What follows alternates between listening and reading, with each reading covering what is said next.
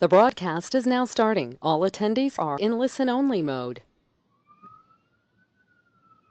Okay. Yeah, so everyone should be able to hear us. Yes, I can hear you just good, my friend. Yep, we've got 23 so far. We'll just give it another minute. Sorry for all those who are there, and we're very much on time.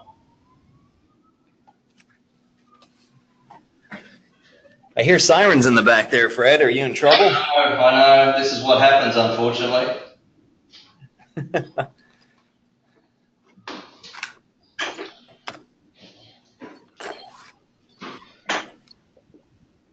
Thank you.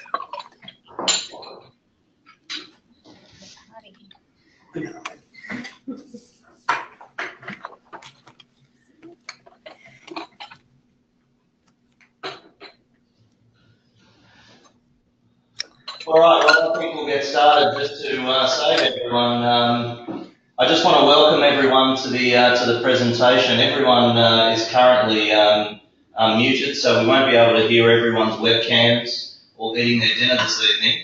So, firstly, I'd just like to welcome everyone to our inaugural Trans-Tasman webinar, and I'd like to welcome our great speaker, Dr. Rob Carlinzi.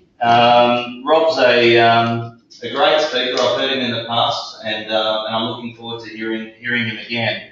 Rob's obtained his PhD in physics and completed a postdoctoral fellowship at Indiana University.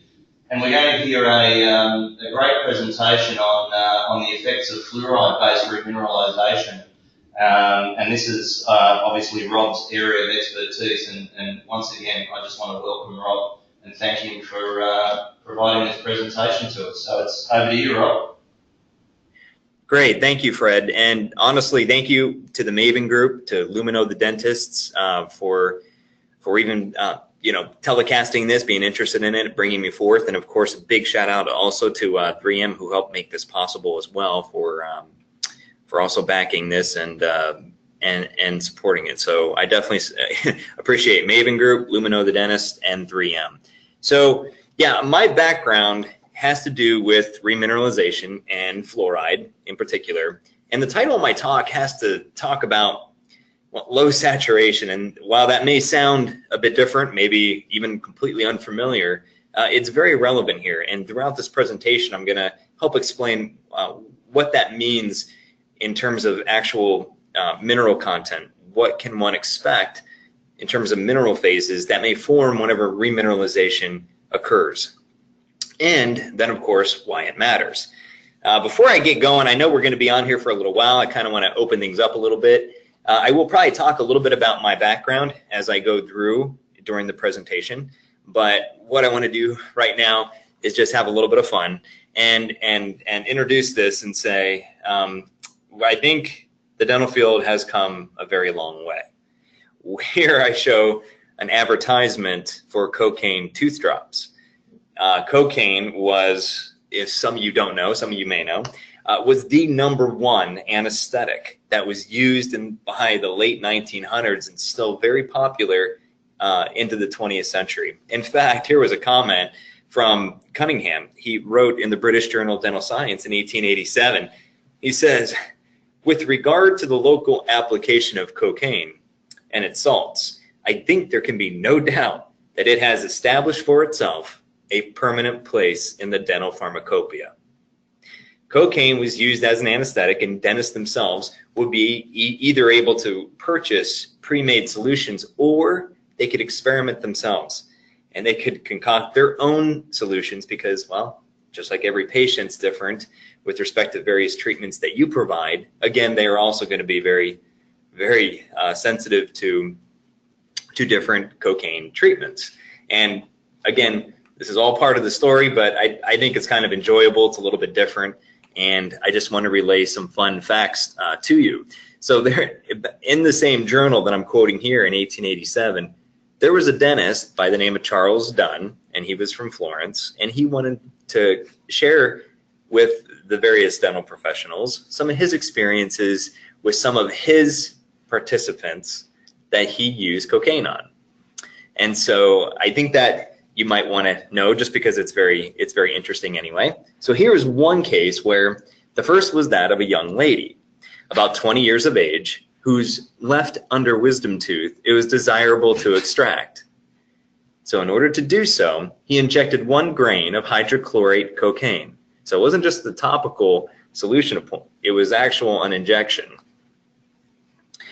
20 years of age, she received this injection and added 10 drops of a 2% solution of carbolic acid. Half of this quantity I introduced on the lingual side and the other half on the outer side of the tooth. About 5 minutes had passed when I remarked that her head fell to the side.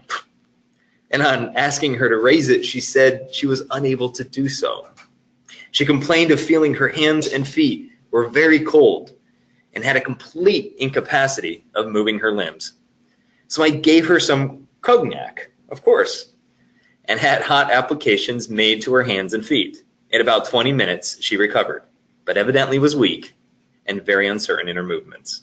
So that was one example. But then he relays a second story to an elderly man who also wished to get rid of the left under wisdom teeth. I injected the same quantity and preparation which I had used for the preceding case, he says.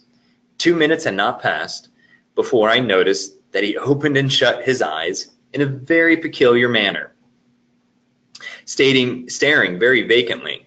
He could support the head, for he moved it, but he kept on moving it from side to side, and he wasn't very clear in his thoughts. He kept on saying, "Where am I? What are you doing? And how very extraordinary. I can't move. I can't get up." This man was a learned man. The dentist relays that he was a medical man, and he felt some curiosity to try the effects of cocaine.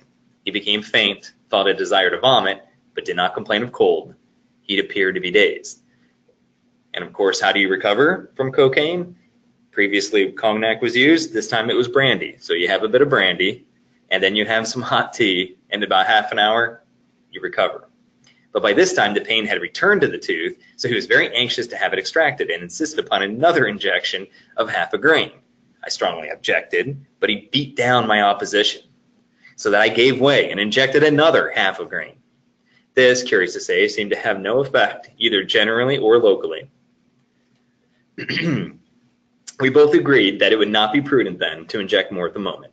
He passed a sleepless night and felt greatly upset on the succeeding day, since he, hadn't been sleeping. So he concludes by saying, "I have injected cocaine 40 or 50 times, and these are the only cases which I have noticed bad effects." Now, the case that I just relayed to you there, he was using very modest amounts of cocaine solutions, but even cocaine concentrations as high as 25% have been used in extraction processes. And I find that amusing, but I also think I find that really interesting in terms of where we have been and to where we go now. So there are some learning outcomes, or at least some key points that I want to hit on in this presentation. This includes some minimally invasive dentistry strategies. This includes a really well-rounded approach about fluoride. Many of you, I'm sure, are very comfortable in your use of fluoride and such, and this is not to be repetitive, but we're going to look at this a little bit different way, and I'm going to underline some various facts that I think should be maybe more appreciated, or at least just recalled in case these things have been known, but maybe we just haven't thought about it recently. And then, of course, are all calcium phosphates the same? Of course, posing that question ultimately gives the answer, but the answer to that shortly is no. So I'm showing you now the not my retirement plan, even though that would look great. I mean, look at that. You go from the green to the blue, and it just looks good over time, over, of course, the period of age, but that's not the case. This is the percent caries prevalence, and here I took the data from the United States. This data was recently published. If 2007 is recent, but it is more relatively known, and it was showing that this is the state in the U.S. in terms of who has caries and at what age are they at risk. And you can see that definitely by middle-aged, it's pretty pronounced. You're talking about 90% of the population by the time they're hitting 35 degrees have experienced at least one restoration in their adult life.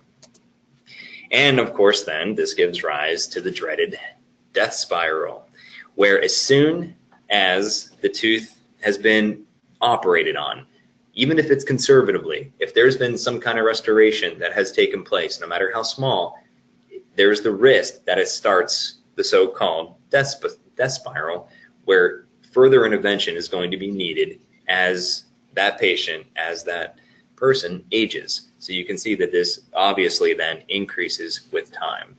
The chart that I'm showing here has the mean decayed, missing, and filled tooth surfaces. And so again, by the age of 35, it's starting to become very pronounced. There's lots of reasons for this, okay? We know this. We know that the overall health of the patient matters. We know that the genetic makeup of somebody, whether it's their quality of saliva, whether it's the quality of their teeth, whether it's their microbial makeup, all these things, all that matters. That's all intrinsic factors, and sometimes the patient can't do much about that. Of course, there is the extrinsic factors, but it's interesting because although that, of course, patient education is there, and of course oral hygiene, and that's always a problem, especially with children, of course, and for those that just may not know, they just may view it as a self-defeating or self-fulfilling prophecy, really, where, hey, you just have bad teeth and that's what happens. Then that's also part of it. Diet is another part, but also the iatrogenic factors. This matters. These are the kinds of factors that really start to appear in the event, and sometimes it's very unlikely, but the air that's introduced into preparation of the tooth, and then factors that develop or that manifest later in life. Some things are just out of control. They call it iatrogenic factors because it happens even though the best of intentions and the best of practices move forward to get that. So here's an example of that case. Secondary caries. Here's a tooth, it's a first molar, and it had a restorative feature there. This obviously shows that that composite filling has now broken away, because that's why this patient went to the dentist to get that corrected. But it was known that the debonding did occur, but at least it occurred after 12 years. So to get that kind of longevity out of a restoration, a composite restoration, especially in the posterior section of the mouth, is actually pretty good. Aubrey Sheehan wrote back in 2002, he was commenting on various practices of dentistry, and he said, until recently, the most common dental procedures have not been critically evaluated to assess their effectiveness. The failure rate for posterior dental restorations is high. With respect to amalgam fillings, between 50 and 75%, so 1 out of 2 or 3 out of 4 of all amalgam restorations are replaced within 10 years, and really the mean lifetime is between 7 and 8 years. The figures for posterior composites in primary teeth are even much.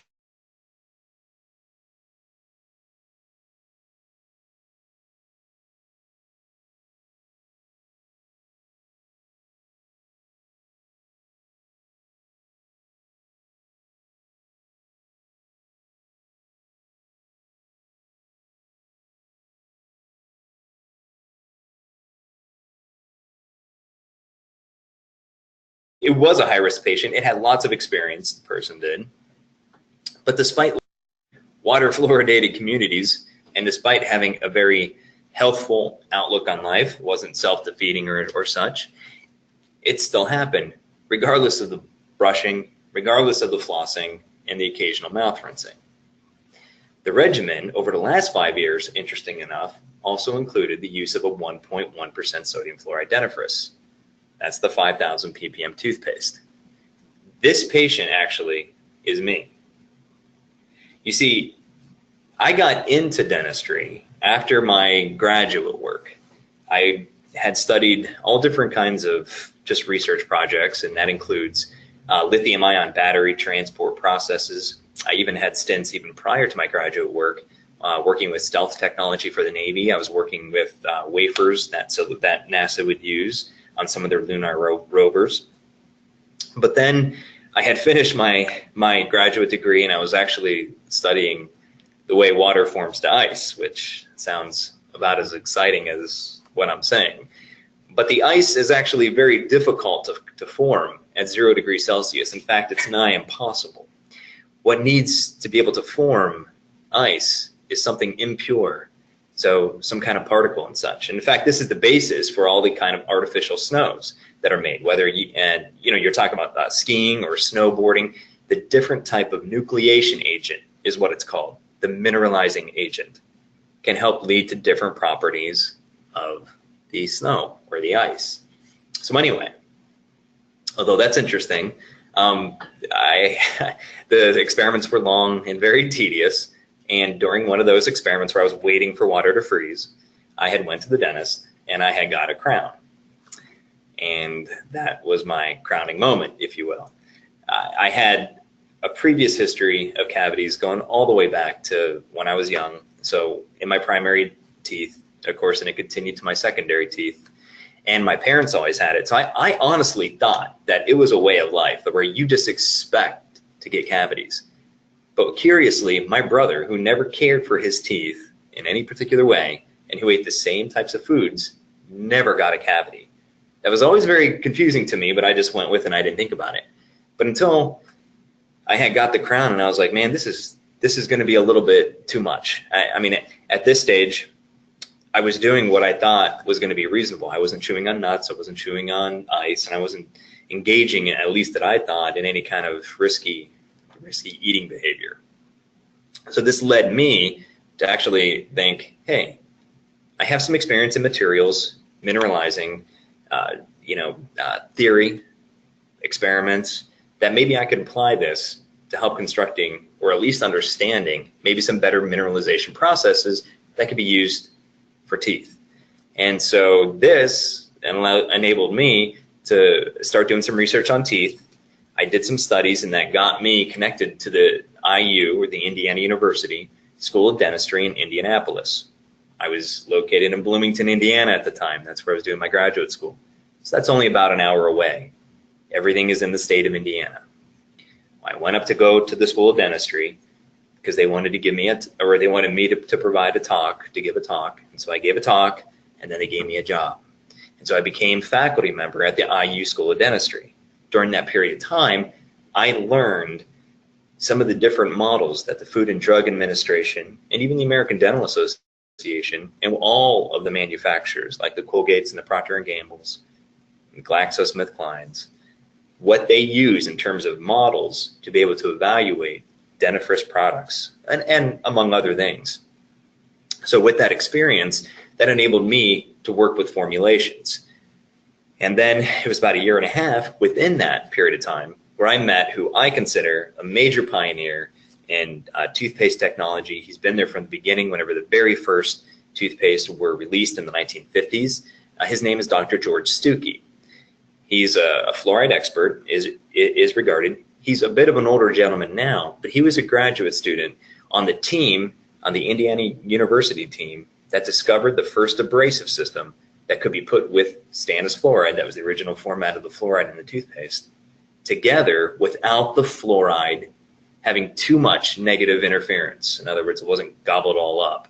There was still just enough fluoride available, even though the system wasn't perfect then, in terms of the toothpaste composition, to still give a clinical benefit. That clinical benefit turned into the very first fluoride toothpaste formulation, and it was called Crest. So with his experience, and he saw me give a talk in another country, not the US, and even though he was still in Indianapolis, I never even met him. He had since retired from the School of Dentistry. He saw me give a talk. He said, hey, why don't we start a business? He had already had a small business going, and it honestly sounded pretty good to me. I was having a hard time getting funding, even while I was at the university at the time. So this is going back more than 12 years ago. And so, in fact, even the state of Indiana they told me, man, if you if you were outside the university, you would have a much better shot at getting funding. We would be eager to fund your ideas for better tooth care products. And when I partnered with George and I left the university, it really helped that along. So that precipitated me getting funding, a lot of it from the state of Indiana. I also got additional funding from the National Institutes of Dental and Craniofacial Research, which is a division of the National Institutes of Health. And that has continued to go. And then I got a lot of support from various companies. And all that support helped me develop the formula that is now known as the functionalized tricalcium phosphate. Sometimes it's also just referred to as the TCP, and that is in several of the 3M topical formats. So I want to point this out because this was a very personal matter to me, and I know it sounds like, you know, the commercial, hey, I'm not only, you know, a patient, you know, this is also very real. It is true. This matters very much to me. I made a change because I wanted to do something about my caries experience, and I wanted to be able to help others, hopefully. At least that was my idea. So that's how I got into this field. And you're looking at an example of one of my cavities then. So let's talk a little bit about minimally invasive dentistry. In fact, Australia is very progressive in this area. I would say that Australia and some of the North Scandinavian countries are very good, and they actually lead the entire nation with respect to prevention. The United States, it's a bit slow, and I'll show you some examples of that, but at least it's coming along.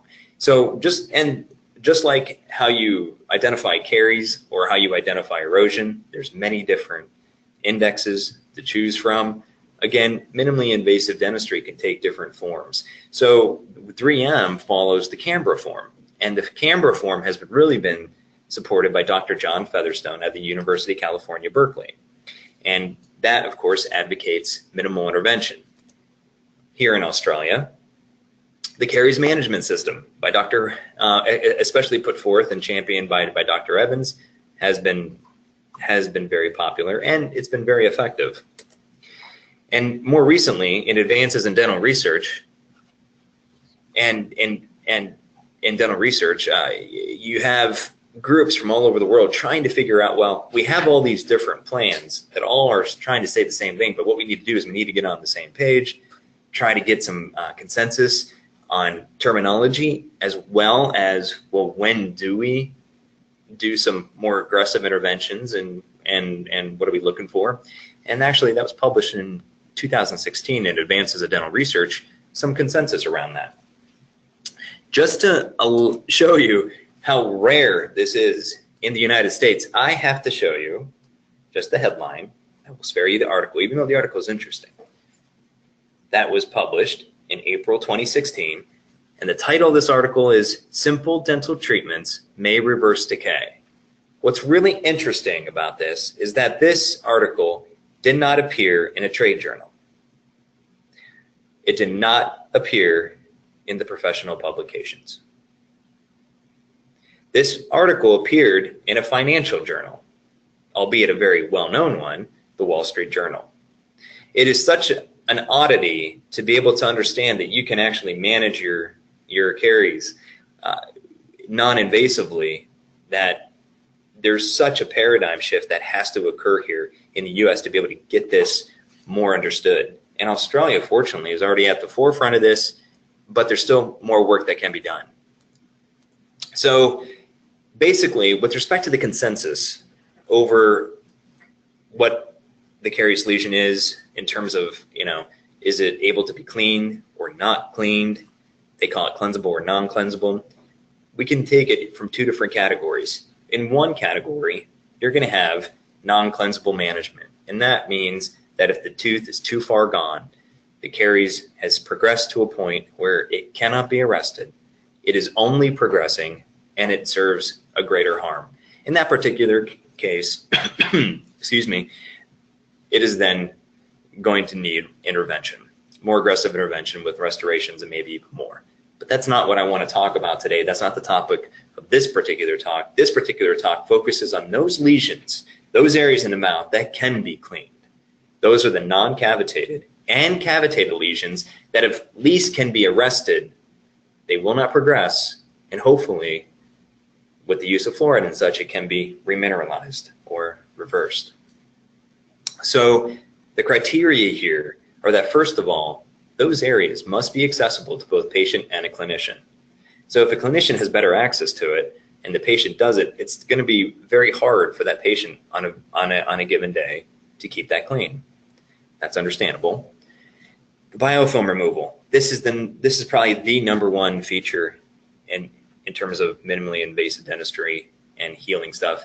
As long as there's proper salivary gland function, as long as the diet isn't terribly rich in acids and such that can help lead to degradation of tissue, then the plaque can be removed. Then you're already starting off on the right foot. Remineralization then can occur. First, the tooth surface needs to be cleaned, and then remineralization can commence.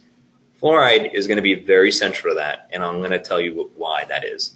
But of course, there's always areas where even if you have a cavitated area or you have a high risk area, sealing with the sealants and the infiltrants, that's also very much a very good preventive strategy that can help lead to at least prevention, arrestment, and even reversal. In some instances, of course, though, there's going to be limited based on the fact that the sealant and the infiltrant occupies that space. So recently there is a shift in the understanding of the plaque situation. As published in the Journal of Dental Research in 2011, and this isn't a new concept, but this is just, I'm just bringing it to your attention again. This is about the ecological perspective of what plaque is. We cannot identify certain pathogens and say, look, this is the key problem. So on the slide I have here, S. mutans is not the problem, but it's a problem. Now this may be obvious to you, maybe it's a little bit strange to you, but it's the truth. The S. mutans has become in vogue, especially after the 1920s. See, prior to the 1920s, acidophilus, or what would become later known as lactobacillus, was identified as a primary pathogen in dental caries. They knew that that pathogen could metabolize sugars, produce the acids that lead to decay. But then, despite many immunization strategies, control of the bacteria, that wasn't working, wasn't having a consistent effect.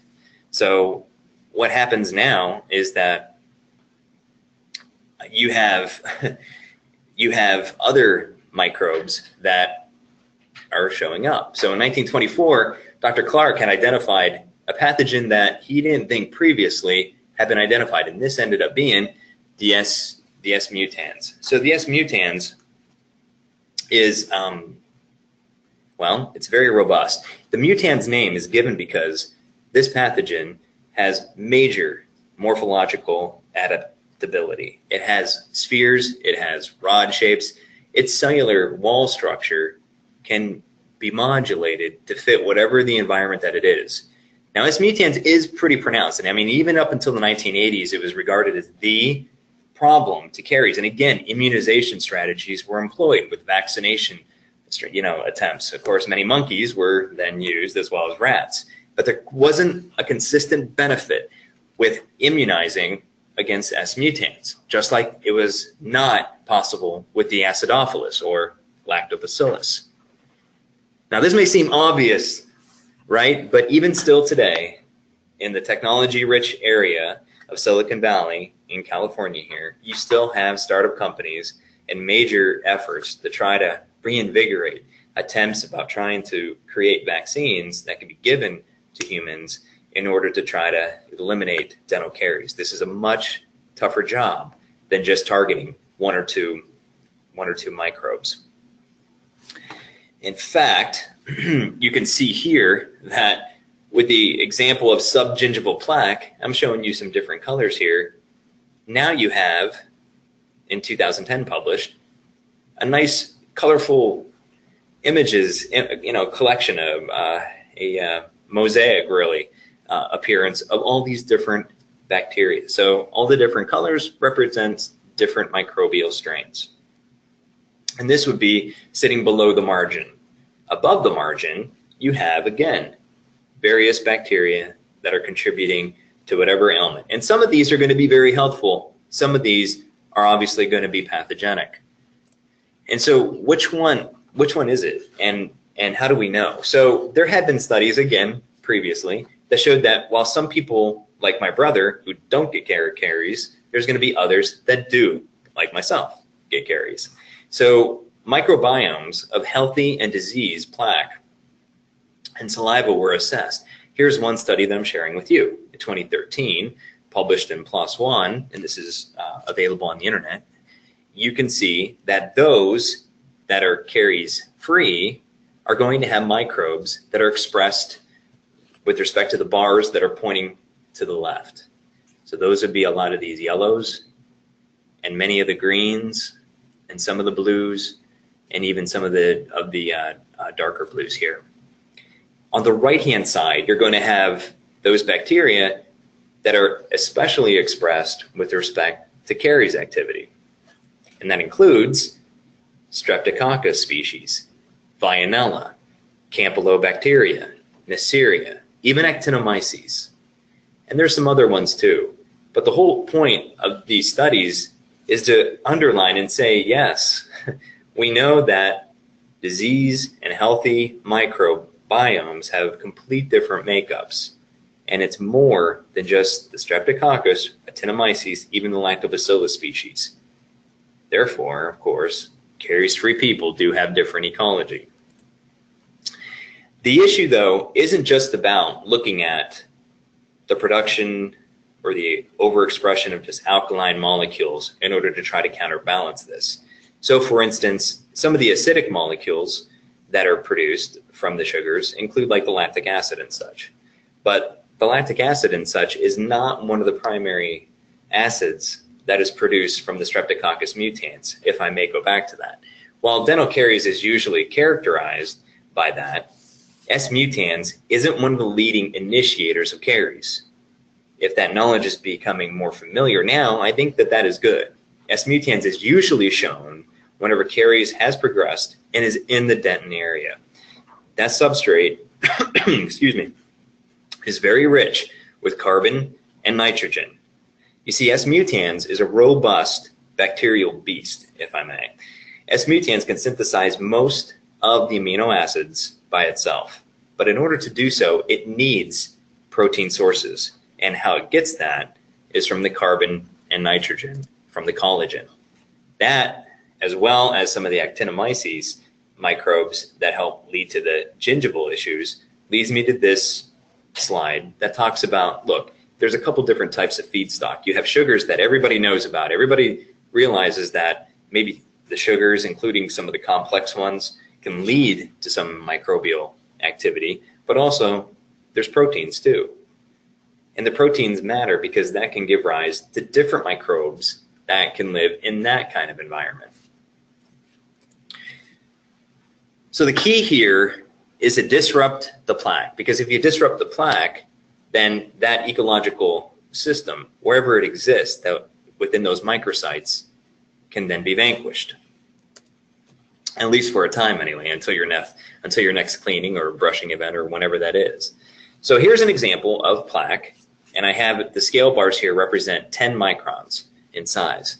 This was plaque that was collected from dentin that was placed inside several volunteers in the oral environment, and it was let alone for either 24 or 48 hours.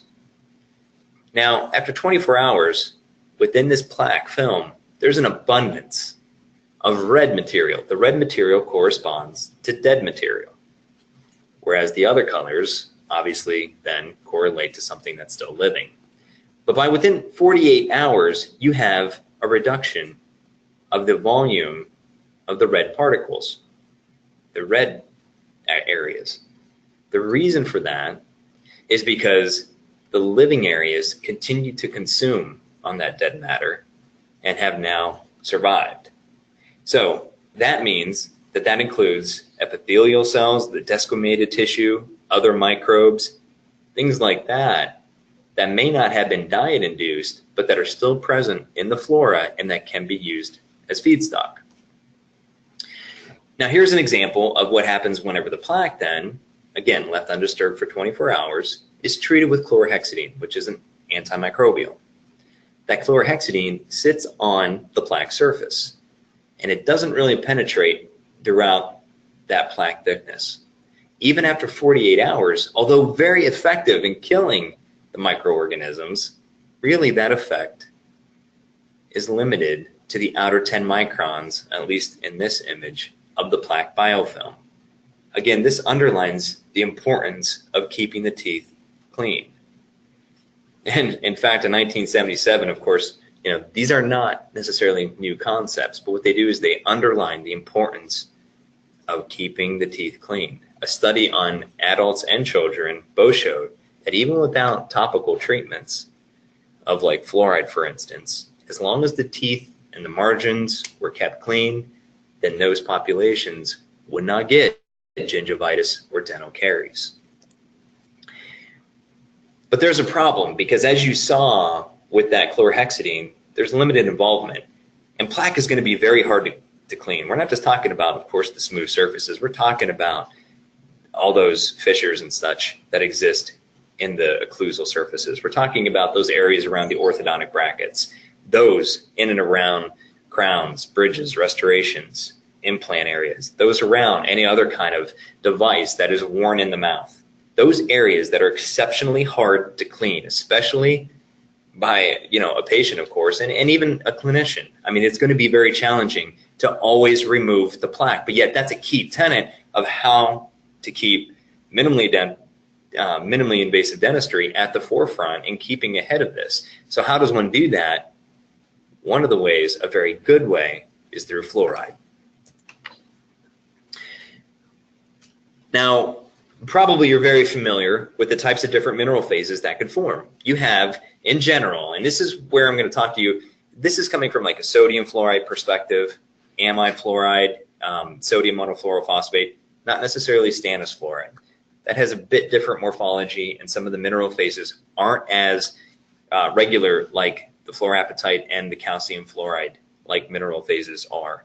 And so we won't be talking about that, but in general, whenever fluoride is introduced into the oral cavity, it really has one of two ways to go. And it can always have a combination of those two, but it's principally one of two ways. Fluoride can be integrated into the tooth directly through fluorapatite formation, or it can be kept in the mouth for a long period of time through calcium fluoride-like cluster forming agglomerations, mineral formation, things like that.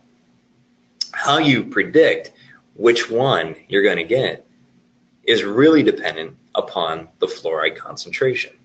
So if you're talking about an area that uses fluoride that is in the water, the low levels tend to form direct integration with the tooth and therefore fluorapatite.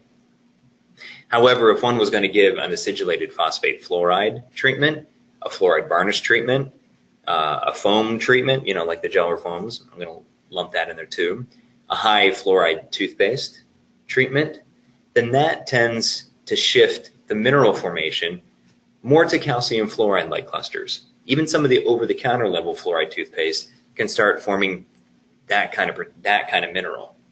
What's really interesting about this is that you're getting the best of both worlds if you can get a combination of that, because not only can you get direct integration of fluoride to form fluorapatite in the tooth structure upon a fluoride treatment, but then it's also expected that the calcium fluoride-like clusters can also be achieved for sustained benefits. You see, this was one of the reasons why acidulated phosphate fluoride gels were originally developed. A key purpose of that was trying to sustain the amount of fluoride that could be continually released in the mouth. So the acidulated system, which is an etch and uptake technique, is designed to promote formation of these clusters of the calcium fluoride clusters that could then be dissolved over time due to natural salivary action, due to acidic challenges, things like this. In fact, that was then later expanded upon with the advent of fluoride varnishes. So the fluoride gels were originally devised in the 1950s, and then shortly thereafter fluoride varnishes came out. We'll talk a little bit more about that, but let's again focus on some of the highlights of fluoride here. In general, fluoride tends to accumulate in the outer 100 microns of enamel. If it's dentin or if it's the root, it's going to be a little bit different. Here I'm just talking about enamel, but the data has shown that there is an accumulation ceiling. In other words, you can't just keep on depositing fluoride, gobs of it, to the tooth surface. It can't penetrate deep into the tissue, and it's not going to get to the dentin, and it's very unlikely going to get to the root. As such, because it is limited in its depth of penetration, and because the mouth continually has acidic events as well as salivary activity, even if it's a bit minimal, fluoride is continually lost from the tooth. That is the reason why it needs to be recharged. And fluoride is generally found in permanent structure than in primary tooth structure. And that's based on some of the morphological differences, of course, because there are differences in the structure of those different types of teeth. But really, the three main features of fluoride from a mechanistic point of view points to either increases resistance to acids through the formation of fluorapatite. So that's one way that fluoride interacts with the tooth. It also helps saliva, and it accelerates remineralization. But then there's another key area too that I want to talk about, and that's inhibit microbial activity. And so what does that mean? Well, on this slide here, we talk about the impact in the oral environment, and we look at the differences according to fluoride content. So on the left-hand side, with the lighter blue, you have basically water fluoridation levels up to about 1 ppm. Then it starts to progress, and this ranges from various mouth rinse, fluoride mouth rinse formulations, even some so-called children's dentifrices or toothpaste that may have about 500 ppm fluoride. And then you even have up to over-the-counter level of fluoride toothpaste, which would be the yellow. That would be the over-the-counter level. And then you have even greater than that, say the 5,000 ppm fluoride with the prescription strength, and that would be the blue. This would also apply to varnishes and like the gels and the foams and things like that. Basically, there's a fluoride dose response. Now, you guys are very familiar, I'm sure, with strengthening enamel. We're all very familiar with this. I mean, if you have 1 ppm of fluoride that's being delivered, you'll have a good benefit, but the benefit especially gets pronounced by the time 5,000 ppms and more is delivered. Additionally, it also helps increase enamel acid resistance, and that follows, again, the dose response pattern. But these three areas are so very important, and these cannot be ignored, especially if a minimally invasive strategy is what you practice, is what you understand, and what is promoted in the practice and in your lectures and wherever else that you go, interactions, with the clinicians and such not, and with the patients as well.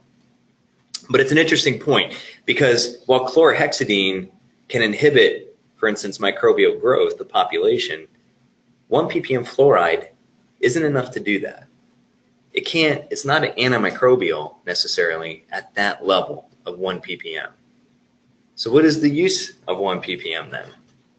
A major benefit of low levels of fluoride is the ability to inhibit the microbial processes. What I mean by that is that it can help interrupt the catabolism of sugars. It can help interrupt the metabolism of even proteins. And so that in and of itself, even if the bacteria are still there and they're in whatever ecological microsite in which they're residing, whether it's around an orthodontic bracket, under a crown, about a restoration or some kind of interstitial site between the teeth, which is very difficult to keep clean, it's still having a benefit even if it doesn't reduce the population of the microbes.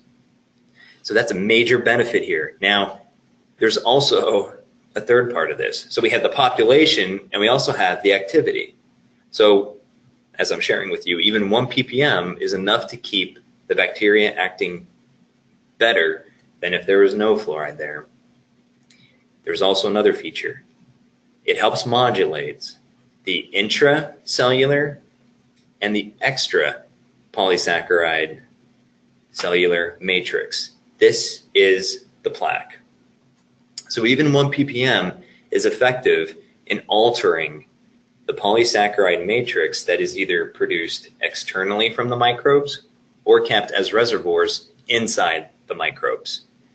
Because the microbes still need a home, and in order to do that, they have to attach and then recruit their fellow microbes of similar environmental, matching characteristics, whether it's acidogenic or acidiuric, or if it's more of a basic environment, the bacteria still need to recruit one another.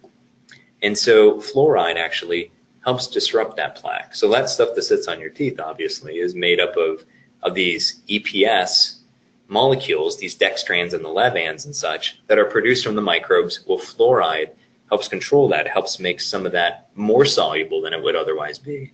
And it also interrupts the process of forming some of that. So this is something that I think tends to be underappreciated, but fluoride has 5 major benefits, 3 of them about the microbes alone, and then the other 2 about the tooth. It forms stronger enamel directly. It helps improve the strength or its resistance to acids, and it also affects the microbes. This is something, for instance, that chlorhexidine just can't do alone. So which modality is the best, or what are some different examples? Well, here I summarized some various reviews that have taken into account several different topical formats. And one of them is even the salt, the fluoride salt tablets. Now, this can be very good. It can have great estimated caries reduction, as I have here. It can even approach, even higher than 80% probably. But the problem is you're eating salt. And, well, we're not horses, so that could tend to be distasteful. And so compliance with that actually helps to lower the estimated caries reduction because it's difficult to eat salt tablets. The toothpaste around 1,000 ppm can generally confers about a 24% benefit. That's not too bad. The mouthwash is actually also pretty good. Generally, this has been a higher estimated caries reduction, or is more in line with a standard over-the-counter toothpaste, in part because usually the mouth rinses were given as part of well-controlled and then therefore well-compliant studies to children in schools or other very well-controlled environments. Water generally gives about a 24% reduction in caries. Now, this is whenever everybody used to be drinking a lot more water that had fluoride in it. Again, the constant exposure to about 1 ppm of fluoride can do really good wonders, as I showed on the previous slide.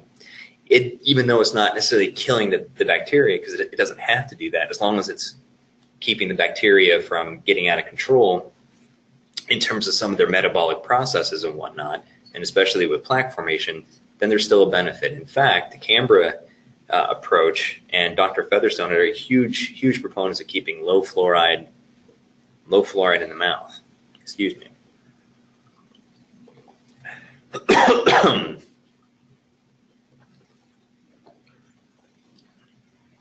Continuing on, water is also very good for the primary dentition in children. And then you also have the fluoride varnish, and the fluoride varnish gets pretty good marks, even above 40%. Again, these are average. These are based on review articles. There's going to be variation in high and low, of course, but these are just representing as averages. The gels give you about 24%. So here's another reason, or another way, excuse me, of how varnish can be a bit better than a gel. Silver diamine fluoride is also very good. This is a good treatment if it's available in certain countries, like it is now in the US. I know it's been in Japan for a number of years. It's a great temporary fix in a situation where you don't necessarily want to have something more invasive. The only drawback is it leaves the silver deposits, which can be aesthetically unpleasing.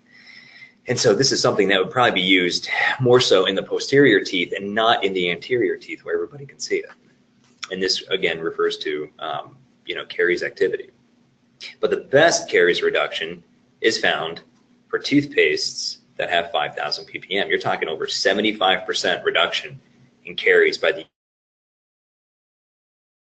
Again, one of the reasons is because the 5,000 ppm level, as I showed on the previous slide, helps to address all of those major aspects. It helps to address the microbial aspect as well as the tooth itself aspect. Between the two, I want to talk about varnish and gels because I know that they are being used, maybe not in all practices and such, excuse me, but they're definitely being used in preference to one or the other, or maybe there's not enough information. So I want to review some of that. So the fluoride varnishes are very good with respect to having caries benefits, but not all the agencies recognize that. For instance, not even the U.S. Food and Drug Administration recognizes the ClinPro or any kind of other varnish, even Durafat, as having a caries benefit. Although the U.S. Center for Disease Control and Prevention does, and the American Dental Association does, and other states, even in the United States, have their own fluoride programs as a way to try to control caries. It has the benefits. World Health Organization supports it, and among other various agencies. So then what are the recommendations? Well, here, for instance, it could be used after a prophylaxis, for instance, and this could be used in place of a gel or foam treatment. So that's just the direct application or substitution, I should say, of a typical treatment that one may want to give. So other aspects are that is pretty much good for everybody. I mean, you're talking younger than 6. It can still be used for a caries prevention benefit when used at least twice per year. For those between 6 and 18 with the permanent dentition coming in and then maintained, it can still be used twice per year for caries prevention. And then of course, later in life, whenever the root caries issue becomes a problem, it's also been suggested to be used twice a year for caries protection. Now, some of the other therapies might be a little bit stronger for root caries, but this is something that can definitely provide a benefit. What I mean by some of the other therapies, like silver diamine fluoride, a 5,000 ppm fluoride toothpaste, just things like this. You'll see that younger than 6 may sound a little bit, nebulous about, what about the first age that this can be used? But actually, here in 2014, the U.S. Preventive Task Force said that the primary care clinicians, including pediatricians, nurse practitioners, and of course, in the dental clinic, they can start applying fluoride varnishes at the age of the primary tooth eruption. So this, of course, then can be as early as 1 year. With respect to the fluoride varnish versus the gel, is there a difference relative to the safety issue? Well, the answer to that is, well, let's find out. So Dr. Ekstrom published a review article in '87 that talked about this very thing. He took one group of children and they were exposed to a 1.23% acidulated phosphate gel, systemically measured the fluoride content in the blood plasma. And here is the results of several of those children here. And as noted, here's where the 1 ppm marker was. And that's interesting, but his other study that involved a different set of children noticed that there was also systemic fluoride present in the blood plasma. But get this, it was about a factor of 10 less. Look at the scale bars here on the y-axis that I've highlighted in yellow compared to the other figure here on the left that has that scale highlighted in red. You can see that there's a factor of 10 difference. This is really interesting because even though sodium fluoride varnishes have more total fluoride in them than a phosphate fluoride gel, there's less risk of ingestion. And as I showed on the previous slide, in general now it's being observed that there's a better reduction in the caries incidence. So it seems like varnishes are a great way to go. Another example of how fluoride varnishes could be used. Some patients who had orthodontia had it removed after a period of time, and then they were either given a fluoride varnish treatment or they weren't. They just had a saline control applied. And at baseline, using the Diagnodent pen, just to get a baseline idea about what the white spot lesion activity might be looking like, at baseline, both groups had very similar scores. 17 and 16. But after 3 months, group 1 had much less in terms of a score. In other words, it remineralized the score of about 12, while the other one was almost 14. This was a significant difference between the two, and this continued on even through 6 months. Whereas just having the normal saline control, basically just saliva then only, continued to remineralize, because it does. I mean, that's what saliva does. But fluoride, and in this particular case, the fluoride varnish, just helped accelerate that. This is just an example that shows an application where a varnish can have a benefit. Now, there's a lot of different information coming out of some of the manufacturers that claim certain varnishes are going to be better. Maybe they have different agents in them, but this is a little bit alarming to me because there's some misunderstanding, I believe. At least, again, this is my opinion. So I think that there are some key features to look at with respect to a fluoride varnish. First of all, it needs to maintain a physical barrier for an extended period of time. And pretty much all of these do that are in the market. I mean, at least 4 hours, probably even longer, it's going to be better. So I think most of the varnishes meet that. However, this is where they start to break down. If release of low-level fluoride is continually present, then you're actually having a better sustained effect, not only with respect to delivering controlled fluoride to the oral environment, but then it's also less of a risk of a systemic ingestion. Again, one of the reasons why the phosphate fluoride was so risky is because it just was able to be absorbed into the bloodstream much more efficiently than a varnish. So we know that absorption is more than just about swallowing and then getting into the digestive tract. We know that it could be absorbed in the gingival tissue. We know this because anybody who chews tobacco puts the tobacco into a pocket in their mouth, and they leave it there to be able to get that nicotine buzz or whatever other agent that they're looking for.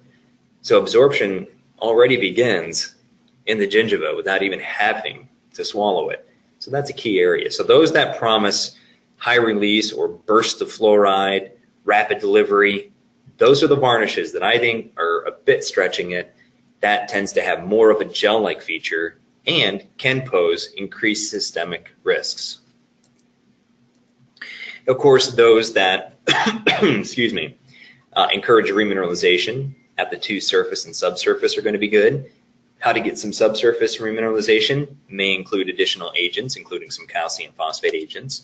I think those are good. And those that integrate with enamel are best. Now that may seem like an obvious statement, but it's not, because some formulations are designed to purposely form a sacrificial layer that then creates available calcium, maybe phosphate, and fluoride during acidic challenges. The only problem with that is that acid challenge has to come about. And that may not be a very efficient or effective process. So 2 of the original fluoride varnishes are the Durafat system. This was created in the 1960s, and it was popular in Europe then by the 1970s. And this is Fluor Protector. This also came out shortly after that, really to help compete. At least people have a choice, and I think that that's the key here. You know, if there's only one product that you're using, that's kind of not good. I mean, even though it might be good, how do you know how good? And where's the drive to create better formulations? And so these 2 systems are very good, and why I like them is because they are the original varnish systems. In other words, they were developed understanding that fluoride needed to be extended. You see, whenever the original fluoride systems were given, they were given by the dental clinician, usually the dentist, who would visit certain regions. This started in the mid-19th century, and where a doctor would go to visit various areas in a town or village or even city, and he would administer topically applied fluoride from a sodium fluoride solution with the swab. He would just dip it in and then apply it to the tooth. But the problem is, it's just a liquid form, and once that's applied, it doesn't reside in the teeth for a long period of time. With the salivary activity and such, it can be flushed away.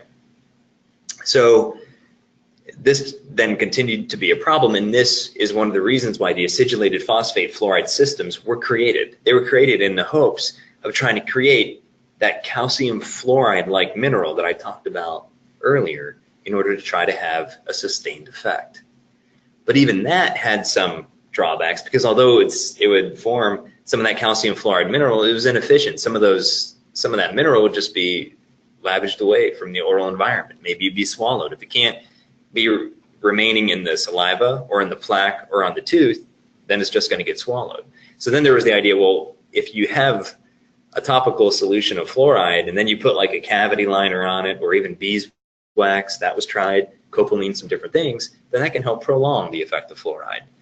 Well, combining the sodium fluoride with a varnish system gives you the best of both worlds, so that can help sustain that effect. And so that's one of the reasons why varnishes became popular as an alternative therapy to try to giving a sustained effect. You know, this was even more of an issue because there was no clinical data that said, patient, you need to come to my practice twice a year, or you need to come 3 times a year, even 4 times a year.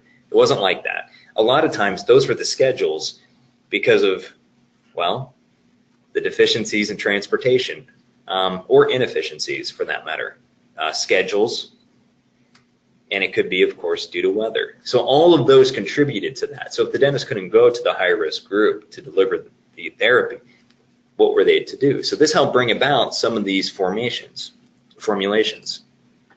Now, 3M has a ClinPro varnish that I like. They have several varnishes, 3M does. This is the one that I like. So they have different ones. This is the ClinPro white varnish. This is the one that sits best with me and my expectations, just because I like the fact that it's clear. But, you know, especially it has similar flow characteristics as to the original formulations. And of course, it has the tricalcium phosphate, the functionalized system that I helped create. So, I mean, naturally, there's going to be that bias, one can think, but in all honesty, that system had been tailored to give very good remineralization, and I'll show you that.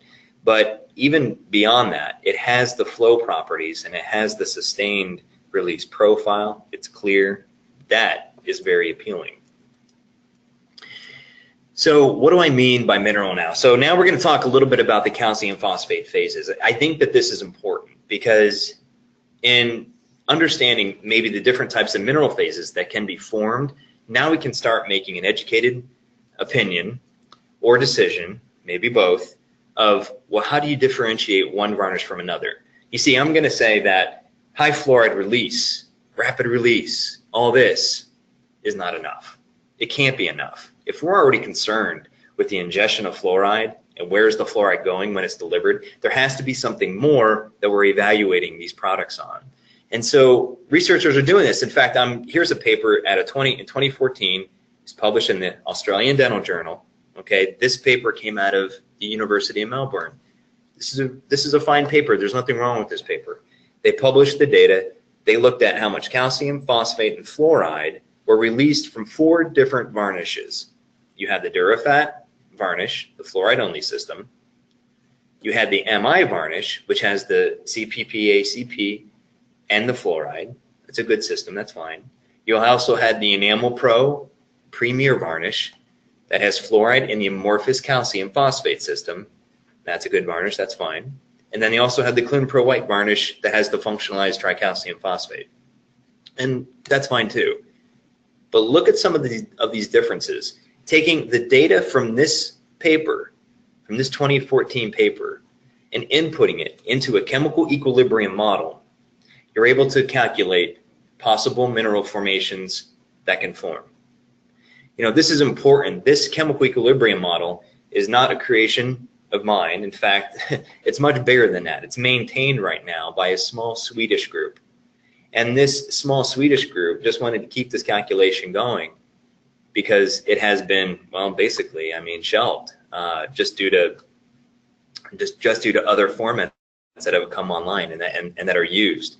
So what is the origin for this? There were several agencies in the United States, including the Geological Survey, that were amassing huge databases based on, you know, published data on all various types of minerals and all the different criteria and all the different characteristics of various minerals, including these that I'm listing here, including, for instance, beta tricalcium phosphate, octocalcium phosphate, dicalcium phosphate anhydrous, dicalcium phosphate dihydrate, it's a lot of phosphates, I know, calcium fluoride, hydroxyapatite, fluorapatite.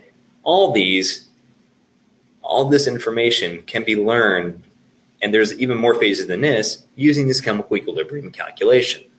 So taking the data that was presented from this paper, from this independent paper, and putting it into this independent calculation, you can get estimates about the type of mineral that may form. In so doing, you can kind of get an idea about how these varnishes may differ. So with respect to the Durafat, which is a fluoride-only system, the product that would be had would be calcium fluoride. Well, that's what we originally talked about earlier in the slide when we said really there's two major forms of fluoride that can form. Fluorapatite, which is direct mineral integration, or through the formation of calcium fluoride-like clusters, agglomerates that may be able to provide an effect down the road due to salivary activity, due to acid challenges that can evolve calcium and fluoride, those kind of benefits. So this is consistent with our expectations about what we might form or what could be formed. ClinPro white varnish has fluoride, and it also has the calcium and phosphate. And this system is designed then to give calcium fluoride as well as direct integration with the tooth in the form of fluorapatite. This is a great combination system because it meets both types of mineral phases. Again, fluorapatite can be viewed. It can be viewed as a direct mineral integration, and it can also have a sustained effect through calcium fluoride interaction. One is not necessarily better than the other. Both are going to be very necessary. But the fact that both can be potentially achieved with the varnish is really helpful. Now, both of those can also be achieved with the MI varnish, but there's also the introduction of hydroxyapatite. That can also form. Now, hydroxyapatite, of course, is good, but fluorapatite has better acid resistance. And so if there is a possibility to avoid hydroxyapatite, then that would go there. So, the hydroxyapatite formation, it's not necessarily bad, but if there's the possibility of forming more fluorapatite, because after all, you are applying a fluoride-based varnish, then that is the target there. With the Enamel Pro, the amorphous calcium phosphate introduces another phase. It's an octocalcium phosphate phase. And so there's just a little bit of variation. But this is one way to try to explain some of the differences in some of these varnishes, not just talking about, well, how much calcium is released or fluoride or even some of the different flow properties, all of which are still very important, of course. But this is a way to say, well, what is it actually doing to the tooth? As an example, so we showed that the ClinPro white varnish it appears that it creates the fluorapatite and the calcium fluoride, and that was based on the data from other papers that was put into a completely independent program to try to predict that. Here's another study, and these are independent studies, and what they did is they looked at enamel. This came out of Eastern Europe, this study did in 2016, so it's relatively recent. They took enamel and they looked at what the X-ray diffraction pattern would be, and it's this bottom pattern, and that corresponds to hydroxyapatite or apatite-like, carbonate apatite really if we're talking about enamel apatites or even the two-structure apatites. But then the enamel treated with the ClinPro varnish actually produced an additional characteristic here, and that is that of fluorapatite. So the formation of fluorapatite, which was expected from the data showing the possibility of forming fluorapatite, is found experimentally from a completely independent paper and research activity. In addition, some of the calcium fluoride-like structures are also formed. And so that also shows the evidence that calcium fluoride-like clusters can also form. Again, this is consistent with what is expected. With respect to some of the varnishes, this is an example where some of the varnishes have different flow properties. For instance, 3 varnishes were evaluated. One was the ClinPro varnish, one was the Enamel Pro, which is also the same as the Premier. It has fluoride and the amorphous calcium phosphate. then you also have the Varnish America. And the fluoride was originally detected through the varnish, actually, I'm sorry, on at least 8 teeth right here. After 1 hour, the varnish migrated, at least to the volunteers' field, their perception anyway, to 10 teeth. And then it still lasted after 4 hours on at least 8 teeth. The other ones also lasted very, very well. These are very fine products as well. They just don't migrate like the ClinPro varnish does because they only reach so many teeth. That's fine. But you know, something that's really interesting, and this was published earlier this year in 2017 in the Journal of Dentistry. This is a study out of the University of Michigan. This was an independent study. They looked at, well, let's not consider tooth so much, but what about in the plaque? Or what about in the saliva? Is there a difference among various varnishes? And so the fluoride content was measured in plaque and in saliva over a 24-hour period when 3 different types of varnishes were used. And this was a clinical study. So you either had cavity shield, which is also a 3M varnish. Again, like I said, 3M has several varnishes, but the cavity shield is not clear and it doesn't have the calcium phosphate component. Also had the ClinPro varnish that has the functionalized tricalcium phosphate and is clear. And then you also have the Enamel Pro, again, like that Premier varnish that has the amorphous calcium phosphate. What's really interesting is that in the biofilm, as they label it, which is the plaque site, a very high amount of fluoride is retained from the ClinPro white varnish system. And so this shows that it's even beyond the effect of the teeth. It's not just about the tooth surface, it's about, is fluoride actually able to reside in those areas where it's very difficult to keep clean? Those areas that have plaque. In the saliva, it doesn't make a huge difference among varnishes, but apparently it does in the plaque fluid.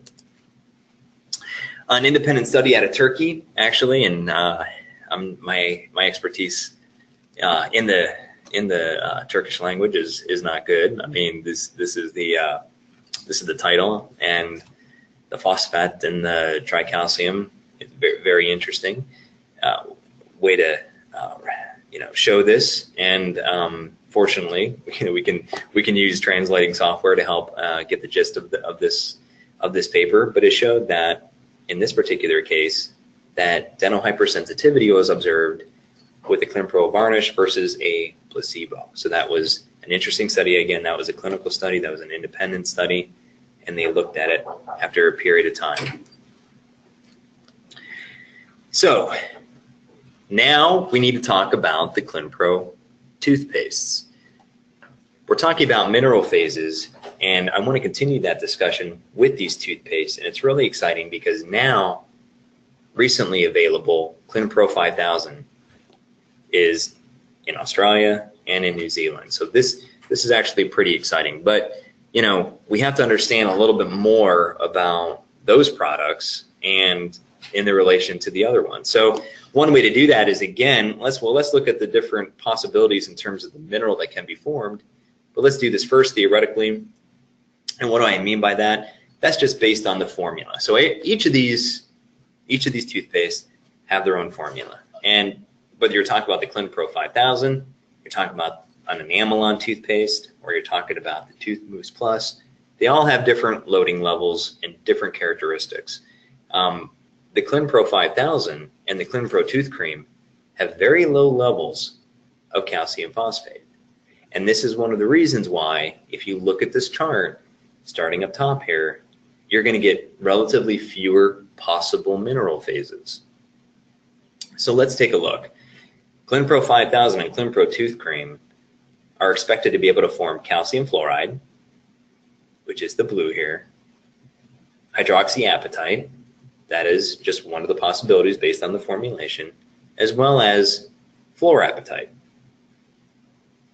Enamel-on, which has sodium fluoride, but also has calcium sulfate. It also has a phosphate salt. Separate salts, and they're added into the formulation. It is thought that then, and it has been shown that a calcium fluoride-like layer can develop whenever the calcium salt and the phosphate salt become hydrated and they meet. You have several different phases. Not only do you have like a beta TCP like mineral structure, which also has some characteristics of, say, an actual amorphous calcium phosphate system. See, the amorphous, it's not easily predictable because, well, it's amorphous, it's not crystalline, but there is aspects of it that give rise to very similar characteristics to beta TCP. And so we just lump that in there with respect to expectations. So we have a bit of those phases. We also have octocalcium phosphate. We also have the ability of dicalcium phosphate anhydrous to form, as well as dicalcium phosphate dihydrate, calcium fluoride, hydroxyapatite, and fluorapatite. So here you have 1, 2, 3, excuse me, 4, 5, 6, 7 different types of phases that could form based on the formula, based on the loading level. Of those, about 75% are probably considered desirable in terms of hydroxyapatite, fluorapatite, calcium fluoride. Tooth mousse has about 10% CPP, ACP. That's a lot of calcium phosphate. I mean, 10% of the formulation is just that component. Well, that gives rise especially to various phases, 1, 2, 3, 4, 5 phases. It's actually quite similar to saliva in terms of expected mineral phases. Tooth mousse plus, because it has a bit of fluoride, introduces calcium fluoride and fluorapatite to also give some. But because of the formulation differences, you see, enamel-like has about, maybe one, actually, I think it's between 1 and 5%. See, the formulation with some of these toothpastes do change after a while, and they just become modified depending on what the fluoride format is, whether it's a stannous fluoride, whether it's a sodium fluoride, whether it's all in one chamber, if it's split chamber, in the packaging and such, and of course with flavors and stuff. So that can vary, but generally it's higher than 1% for sure. Whereas here with the ClinPro tooth cream, this is about 0.05% functionalized tricalcium phosphate, and the ClinPro 5000 is 0.08. So because of the low loading level, which I refer to as low saturation, that helps reduce all the different types of mineral phases that can form. This is not necessarily a new approach. It is a new approach, functionalizing a material, being able to protect the calcium from the fluoride while it sits in the toothpaste tube and then becomes active once it's introduced into the oral environment through agitation with the toothbrush or even through a bit of moisture. But what's really interesting about it is that it doesn't need a lot of moisture in order to form good, high quality mineral. What do I mean by good? Well, if you're delivering fluoride, you want fluoride-like mineral. It's less susceptible to acids, and it helps build stronger enamel and/or dent mineral. So that is what you're shooting for here. If you have, for instance, if you have an aged population, or you just have somebody who's undergone some kind of therapy, they've had some kind of medical issue, or they're taking medications that gives them severe dry mouth, then their ability to actually convert all these different calcium phosphate phases to something more desirable in terms of tooth structure, acid resistance, that kind of phase, then it's going to be very challenging, because moisture is generally needed in order to convert non-apatite-like phases like the octocalcium phosphate, like beta tricalcium phosphate systems, or the DCPA, the anhydrous dicalcium phosphate, or the dihydrate variant. Those require moisture and/or time, but moisture is definitely key to most of those phases, converting to something that is most desirable. So if somebody, for instance, wanted to use like a tooth mousse, then there would be a good idea of, say, taking a swab, dipping it in some water, putting that on the affected area, and then applying the mousse. The only problem with that is you're still getting a panoply of phases here, and not all of these may convert to something that you want. And this is, again, one of the advantages of having an all-in-one system that can immediately get to the desired tooth mineral. The ClinPro 5000 is just exciting because you can see here on the next, this 5000 ppm is essentially Nutrifluor, the Nutrifluor from Colgate. Again, that's a fine product, but it's only one possibility. The Nutrifluor only forms predominantly calcium fluoride-like clusters based on its release profile. See, so this slide is based on experimental data. In 2011, this data was published in the Journal of Dentistry, again, from a paper out of the University of Melbourne, using their data, on calcium, phosphate, and fluoride that was evolved and how they prepared it in terms of the different dilutions and stuff. They collected it, analyzed it. It's a fine paper. They were able to actually understand, well, okay, which ones are giving different calcium, phosphate, or fluoride relative to others. And so taking that data and inputting that into a chemical equilibrium model, again, phases can be calculated in terms of what can be expected. So the fluoride-only phases, like a normal over-the-counter toothpaste in this instance, as well as a 5000 ppm fluoride toothpaste, is expected to give calcium fluoride. If you just have a placebo formulation, by virtue of the conditions used there, they looked and said, hey, the calcium phosphate is so much, you put it in the calculation, it looks like it gives a lot of appetite formation, that's fine. Tooth Mousse and Tooth Mousse Plus gave some, but look, again, a panoply of phases, just like it was predicted. And this is, again, based on the loading level. And then, of course, based on the loading level, the ClinPro Tooth Cream gives fewer phases, and a lot of that is direct integration through fluoroappetite formation, just like the Plus, but there's a chance that it's going to form more of that, as well as some calcium fluoride-like structures. The 5000 wasn't available in 2011, so that's not included here, but one can expect that to be very similar, again, because the tooth cream and the ClinPro 5000 are very similar in terms of loading level of tricalcium phosphate, with the major difference being the fluoride. But these are very interesting differences among some of the various calcium phosphate phases. You know, the use of low saturation techniques is not new. This has been used as early, at least in the published record, in the 1970s. And high quality mineral was observed to be formed from low levels of calcium phosphate, especially whenever mixed with fluoride. But the idea and the challenge was, well, how do you keep that from not interacting with one another, the calcium fluoride interaction? And here with the functionalized TCP system, that achieves that through the protection of the calcium with some other organic agents, until then, of course, it's introduced into the oral environment, exposed to some agitation, a little bit of moisture, and then that can interact. So here's an example. This was a study done out of Japan. I have collaborators in Japan that I work with every once in a while. We've done some interesting work. We took enamel cross section. So what you're looking at here is about 50 microns deep in enamel cross sections. You have some that are sound, which is here on the left. You also have some white spot lesions. And you can see the difference here because you can see these crystallites. So this magnification is 30,000 times. The scale bars, which are very small here on the screen, that corresponds to about 100 nanometers. So these crystallites are well oriented, and that is indicative then, of course, in this instance, of the sound enamel. Hasn't been affected.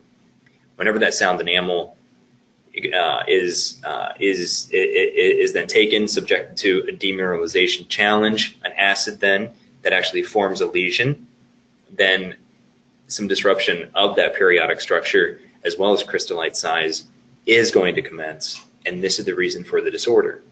So the lesions that we used here are very consistent with what the lesions that would be expected to not only be emulated, you know, clinically with respect to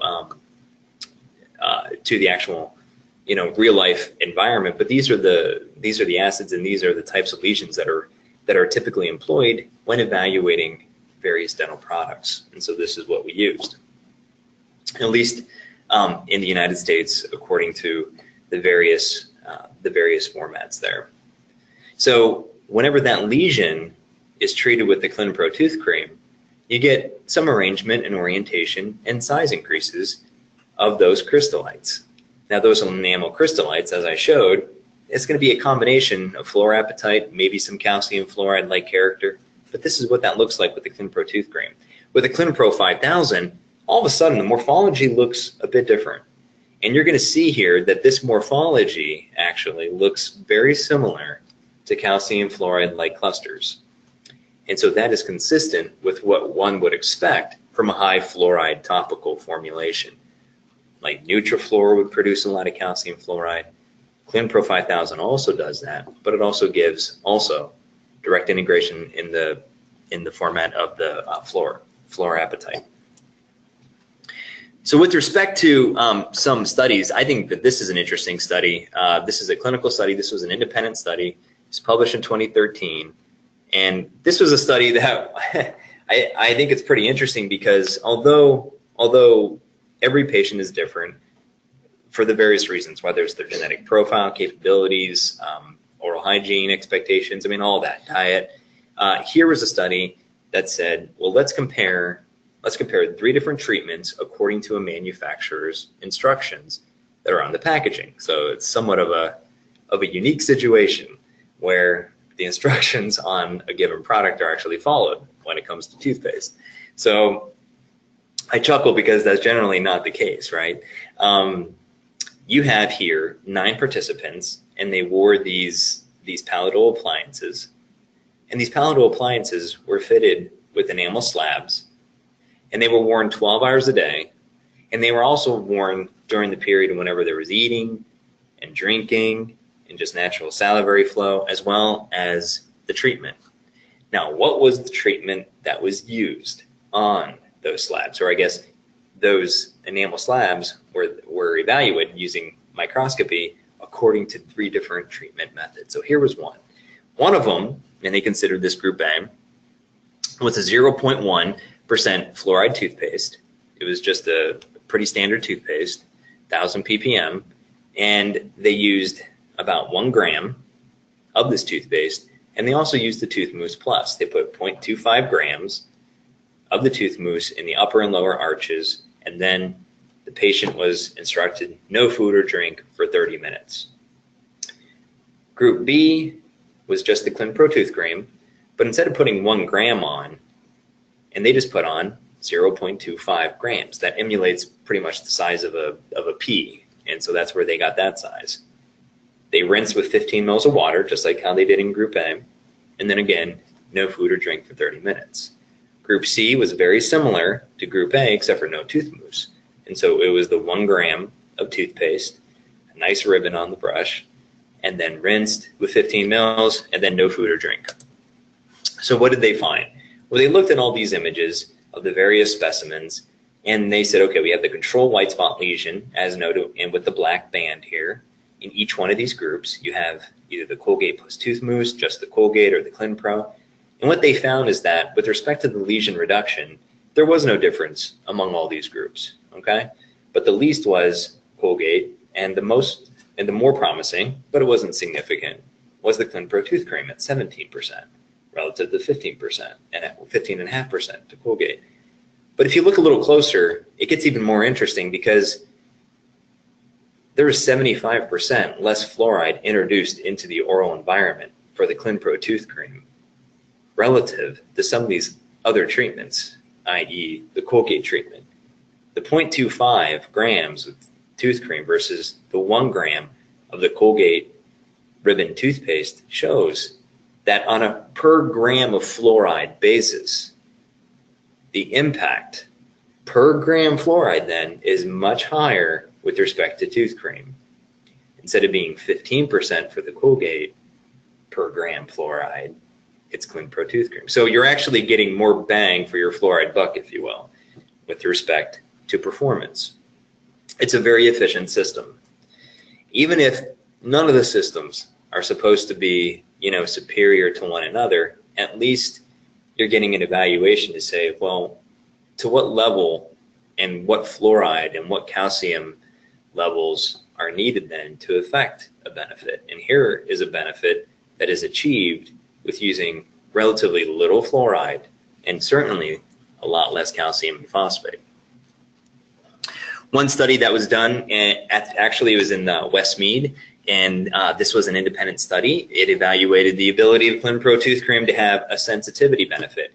Now, this product necessarily wasn't designed to have a sensitivity, but people were commenting that there was a sensitivity benefit. And so this idea was explored. Plus, it's always good to see what the limitations of some products might be. So a 6-week study was undertaken to look at the potential hypersensitivity benefits. And so just a basic 1,000 ppm toothpaste was used at 6 weeks, and then it was ceased.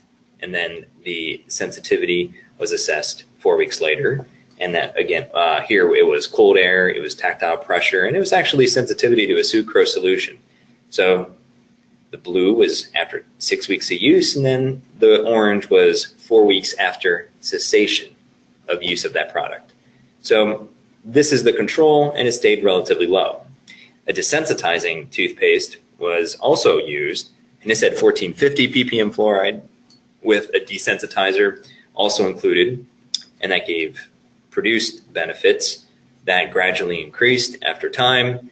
And actually the ClinPro also had a nice benefit at 6 weeks, but then it kind of trailed off a little bit at the end of 4 weeks, indicating, okay, well, there's obviously limitations. You may want to look at this a little further. But if you notice here, this was the ClinPro tooth cream plus an additional smear technique. So some people actually put the cream on their finger sometimes, and then they apply it themselves directly to the area to reduce sensitivity. This is a practice that has been done in the past, and I mean, it's even still done now. And so that's why that leg was actually brought in as well, to try to figure out, well, if you apply a finger smear at ClinPro at night, might that have a benefit? And you actually do. So you actually get one here. It had the highest sensitivity benefit, and it actually remained high at the end of the 4 weeks. That just means that it just needed more time to be able to have a more lasting benefit. And this actually plays into a different study that one of my colleagues in India has done. He used a study where for one of his more troublesome patients in terms of remineralizing teeth, and I don't have too many examples here to show you, but that's a separate discussion. He actually published on this. It actually talked about using a tray and putting the tooth cream in there, and then in addition to brushing with the ClinPro tooth cream, the tray was used, and within a short amount of time, it was probably 4 weeks or so, maybe even longer. It could have been 6 months longer. I don't know. I don't have that study right here, but we can look at that. It showed that the lesions were reversed, but that was an example of using a prolonged contact using a tray. So that's just one example of that. Even Professor Ian Myers in Brisbane has used the ClinPro tooth cream as a surrogate to certain prophylaxis paste, because it is very gentle and it can be used in his eyes and in his operatories for those patients that have very sensitive gingiva, whether it was cancer-related treatments that led to that sensitivity, which I think is what it was for him. And in his case, his explorations of trying a different product led to a certain result. So this is just an example of that study. So what about the ClinPro 5000? Now you guys are now open to now getting it. If there's been I smile because this product has been available in the United States for about 7 years now. Once it was released, it just did so well. It was very well accepted. One of the reasons why is because all of a sudden people have a choice. It's not just one type of 5,000 ppm toothpaste now that's able to be explored. Now you have another option. But the 5,000 has many benefits, and it's not just about the calcium phosphate. It has a lot of other formulation benefits, whether it's the taste, the mouthfeel, the gentle polish. All that stuff is very nice. It doesn't feel like it's a prescription medicine that has this medical kind of stigma associated with it, and it's not very abrasive, and it just has very nice properties. Anyway, this product has done very well in the US, and it regularly outperforms market leader that had existed before that. So it's very exciting, and that was one of the first formulations that I worked on in terms of whenever I was trying to figure out, well, what kind of formulation can I do, can I improve in order to demonstrate that the mineralization technology I was working on actually did provide a benefit. So that one is actually quite near and dear to me, and it's done very well. So I'm really excited. I know it's been a little while that it's been brought in to Australia and New Zealand, but man, I'm really excited. So if you can get your hands on some of that to try it, you might really like it. I would definitely suggest doing so. Here's the clinical study. It's an in situ study, really. This is an independent study. It was done by Dr. Amici in San Antonio in the US. This was a 28-day study that used various participants that wore an orthodontic appliance that actually had an enamel specimen mounted into it. So they had two different types of specimens that they looked at. One was a sound enamel, just regular enamel specimen, and the one had a lesion that was created in it. And so the assessments that they used were, well, let's look at the strength at the surface and as well as the subsurface, but we're going to use TMR. He likes to use the TMR, and that's a fine technique to use. That's fine. To look at the subsurface remineralization effect. I say fine. You know, in the past, I've used cross-sectional microhardness measurements because that's a great way to tell what the strength of that remineralization is. Sometimes that kind of detail can be lost, in transverse microradiography or any kind of microscopic measurement where you're not really assessing the strength of the mineral. That's fine. It's just a different technique. But that's what I mean by that. So I know TMR is very popular. Excuse me. So the first part they looked at was you had a sound enamel, you put it in the orthodontic bracket. Well, the orthodontic bracket is certainly going to harbor plaque. We talked about earlier how difficult it is to keep certain plaque areas clean. And so if the ability to deliver fluoride can even get around and navigate that really difficult environment, if it can have a benefit, you should be able to see it. The placebo actually led to a surface softening. This is a placebo toothpaste, so it didn't have any fluoride in it. That's what is meant by that. I believe it was like a fluoride-free Tom's of Maine toothpaste. This other one was a Colgate toothpaste, and it actually softened a little bit. Now, what type of Colgate toothpaste was this? This was what they referred to as the Booster Plus. This was one of the original toothpaste that was actually done, that was actually used in a clinical trial that demonstrated that there was a benefit. So we're taking a clinically tested control, and we're just seeing, or he was just seeing, in this particular case, how that would compare to a relatively new product at the time. This paper was published in 2012, so it's been a little while. Well, the surface did not soften. It actually just improved a little bit. Honestly, there was really no change in the surface strength of that sound enamel. Protection's good then, even in the face of very stubborn plaque. And so, like I said, there was no difference really between the Colgate and the ClinPro with respect to preventing surface softening from sound enamel. It's not expected to. They're both, you know, very good in terms of fluoride concentration. 5,000 ppm is more than enough. But whenever you take an enamel lesion and then you look at its surface strengthening and its surface softening, some interesting data came out. So with respect to the subsurface, using analysis of TMR data, they showed that there was a significant difference with the ClinPro 5000 getting more remineralization relative to the fluoride-free control and the clinically tested control. With respect to the surface, there was also a benefit.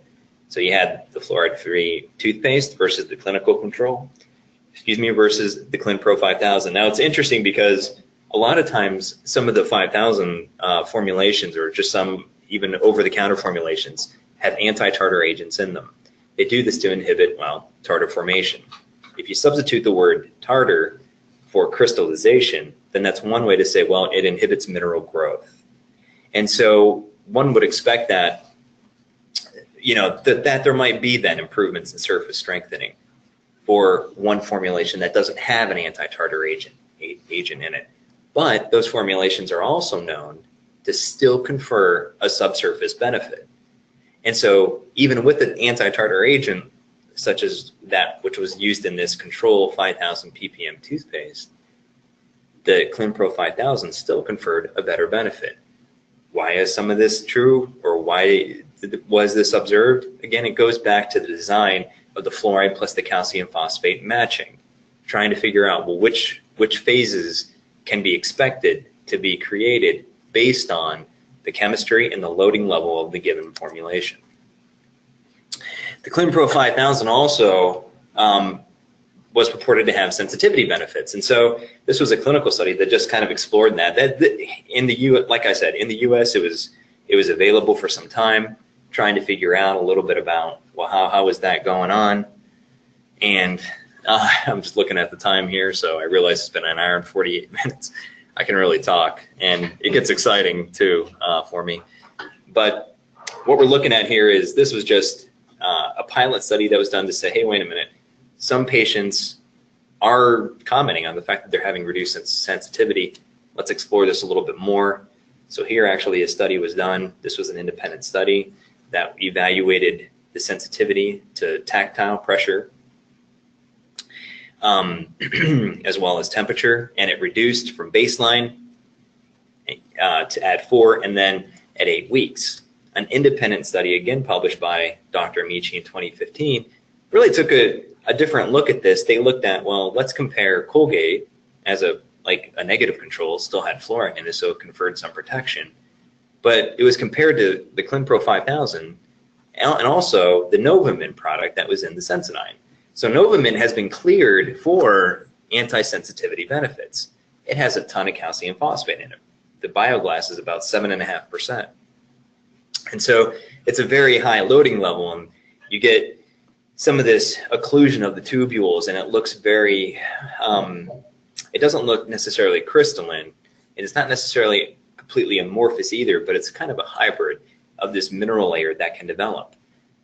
But what's interesting is that both of these products, one that uses high fluoride and a little bit of calcium to confer certain types of mineral, like the calcium fluoride and the fluorapatite, can give as good a sensitivity benefit as a very high loading level of 7.5 weight% of an agent that has been shown to have a clinical benefit. So tested against a positive control, it did very well. So that was, it's just nice seeing what those differences can be, because like I said, generally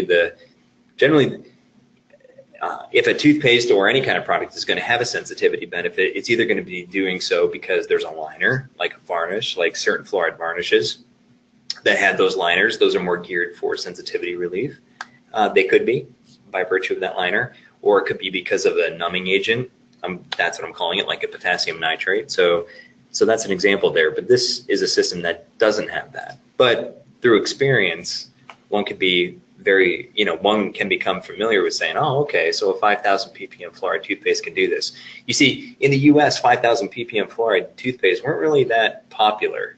They are now, and I think it has to become, like one of the reasons is because now there's a choice, and it's just more awareness to not only a patient, of course, but also a practicing clinician. If you don't know, if you don't have all these options, then it's one thing that is just going to be new. There was in fact, in the U.S. Food and Drug Administration's monograph for fluorides, there was an exception, and it was only added in, I believe, in the mid-1970s, about 5,000 ppm toothpastes, and it's a very brief addendum. It was like a one-page addendum to these topical formats, and so it wasn't, like I said, a very well-known availability option that clinicians had. So there's still ongoing knowledge about, well, what can a 5,000 ppm toothpaste provide? In closing, and I know I'm going pretty fast here, I just wanted to say this was another independent study. It didn't take a look at, a tooth effect per se, or a sensitivity effect per se, but it was evaluating the effect on bacteria. So at both S. mutans and lactobacilli. Obviously, the plaque ecosystem is comprised more of that, but this just shows that they were trying to take advantage of some of the testing that can be done for certain species just to see if there were reductions. And in fact, there were reductions. So if you have 0, 1, 2, and 3, that basically correlates to the population of the bacteria, whether you have 100, 1,000, 10,000 or more, with 3 being the most, 0 being the least. And at baseline to 6 weeks of use of ClinPro, you can see that the population of lactobacilli, for instance, drops for both mothers and children that were used in this study. The same thing was also observed for the S mutans, but in the spirit of time, I'm just going through this a little bit faster. Another interesting aspect of this is that, and this is an extension of that study, they found that, and this was published in 2014, very similar to the other paper, that at baseline, there was a certain amount of fluoride that existed in the interstitial area where the plaque fluid might be, and it had a certain level of fluoride, probably from either the community fluoride water or from the normal over-the-counter use of the toothpaste, whatever it was. But this increased after 4 weeks of steady use of the ClinPro 5000, and it persisted at 6 weeks. So again, it helps keeps one of the benefits of a higher fluoride format is that it helps prolong the availability of fluoride in the system. Looking again in between the interstitial spots, the change in the pH drop due to a sucrose challenge was also observed. So maybe you've learned that this is part of the Stefan curve, you know, the characteristic drop of pH that results from a sucrose challenge and then the eventual recovery. So before the use of the ClinPro 5000 in this study, it shows that the yellow, which was before the use of the toothpaste, the pH drop was the greatest. But then, after successive use of the toothpaste, and especially at 4 weeks and then at 6 weeks, the drop was barely even noticeable and still within a very safe range, even if sucrose was used. So these studies are very helpful. This was an independent study assessed by Dr. Featherstone, and he used a laboratory model. This laboratory model is very important because this has been proposed as a surrogate to the rat caries testing model that the Food and Drug Administration would typically require on various topical formats that would include fluoride in them, that would be aimed at having anti-caries benefits. And so instead of having the test on animals, I mean, that is obviously a concern, this model was proposed, and this model had been proposed on the demineralization that had commenced around orthodontic brackets. This is the results from studies at least 20, 25 years ago.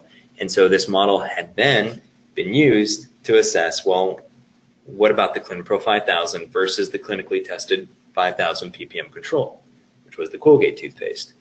In this particular case, this is a challenge that says if the level of fluoride is going to influence the size of the lesion. So 100 ppm dentifrice, which was basically diluted dentifrice from the crest cavity control protection. This is just a normal OTC dentifrice that had been clinically tested as well. That the size of the lesion is huge for 100 relative to 1100. And the lesions actually progressively get smaller. And the lesion is the smallest with the ClinPro 5000 product. So this independent study that assessed the size of the lesion is very consistent with that prior clinical model that was also independent that showed that there is better subsurface benefit with the ClinPro technology. So those are just some of the differences. And so in closing, what I want to do is I have a video here, and this video, I made this video, it's an animation, it's not very long, but it's based on some experimental observations, not only that I've collected, and this includes microscopy measurements and whatnot, but it also considers the fact, well, what happens if you just have calcium phosphate precipitation? Because I've also done some of those studies, and this animation kind of captures that, and in a way it kind of shows ideally, I guess, how the ClinPro systems, for instance, would work, because it has that combination of the fluoride with the functionalized tricalcium phosphate. So I hope you can enjoy this, and I hope you can hear this.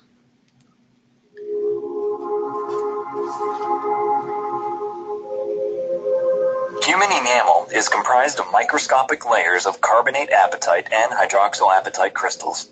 During acidic challenges, hydroxyl and carbonate ions are readily dissolved from the crystalline framework, resulting in subsequent loss of calcium and phosphate. While saliva naturally replenishes the lost calcium and phosphate, often it cannot overcome daily acidic attacks. In these cases, bulk mineral loss or demineralization occurs, resulting in weak enamel surfaces and the formation of subsurface enamel lesions. Mineralized tooth may involve depositions of large amounts of calcium and phosphate onto the tooth surface, but this may not produce acid-resistant enamel-like mineral. In contrast, another method is the use of fluoride to create acid-resistant enamel-like mineral. Though effective, such benefits are largely confined to the tooth surface and may not deliver minerals to the subsurface lesions. Finally, a new approach involves a strategically optimized formula that works naturally with your saliva to build strong enamel-like mineral. This method encourages acid-resistant mineral formation throughout the weakened enamel structure, including both the tooth surface and subsurface regions.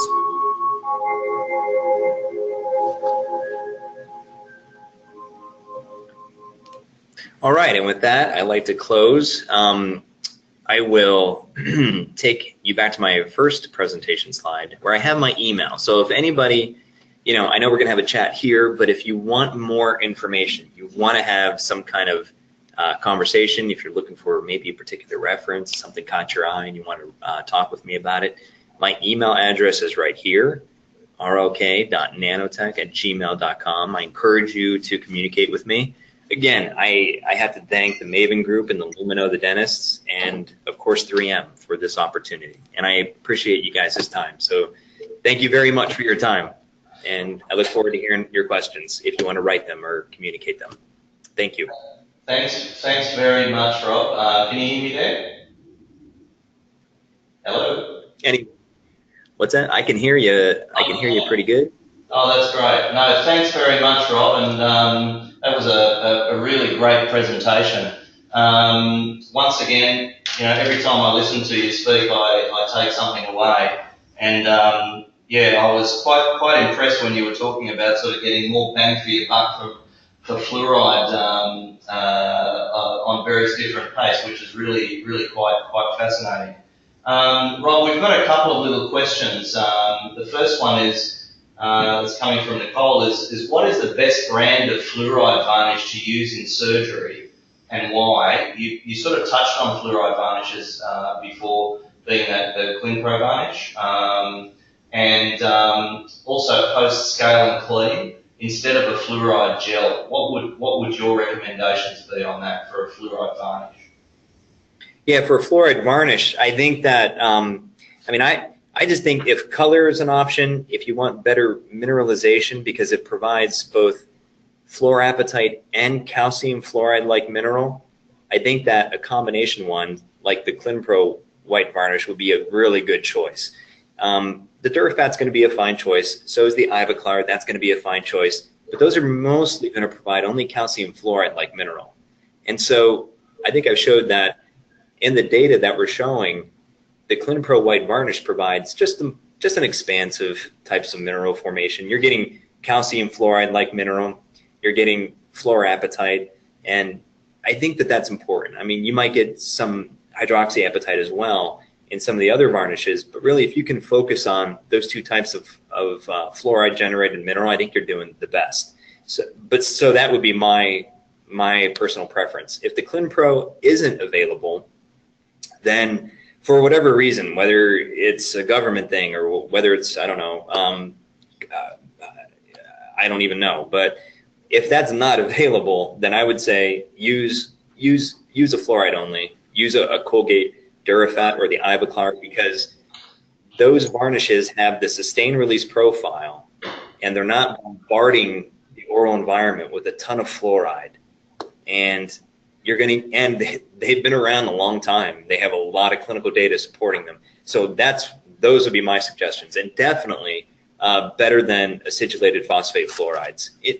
If there's concern, and of course there usually is, with not getting too much systemic ingestion of fluoride, and it gives a better overall caries reduction benefit. So from performance-wise and also safety-wise, the varnishes will be better than the acidulated phosphate fluoride systems, in my opinion.